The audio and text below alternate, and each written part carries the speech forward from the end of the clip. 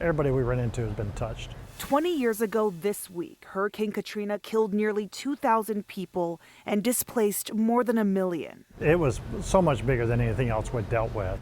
It redefined disaster relief. It changed the whole scene. David Wells is with Texans on Mission. He was a volunteer in 2005, now they're director of disaster relief. Back then, he says they focused on feeding communities. Through Katrina, we were able to even enhance our chainsaw and our flood recovery. After the hurricane, Texans on Mission built large generators capable of powering buildings. David says they invested in fuel trailers too, to make sure those generators stay on. That gave us momentum that has not really slowed down since then. Katrina made them more efficient for Hurricane Harvey and able to help more people for the Hill Country floods. Since then, disaster relief also changed in terms of telecommunications.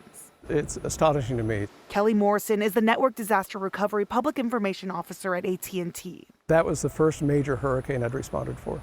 His team provides services to not only first responders, but also survivors trying to contact loved ones. Back then, it wasn't over cellular. We set up folding tables with wired phones, and people would come to us to make their phone calls out to their family, out to their insurance companies. He says technology today can help so many people faster. Now we're doing the same thing with satellite. 2 decades later, People's desire to keep on going, it makes me proud to do what I do. Kelly Morrison and David Wells continue to respond to disasters, It's a blessing to be able to give them peace. remembering what they learned from Katrina. In Dallas, I'm Tiffany Liu.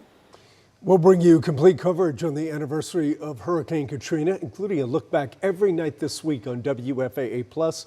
Tonight at 9, we'll get a look at WFAA's coverage in the week leading up to landfall. Our streaming app is free to download to your TV.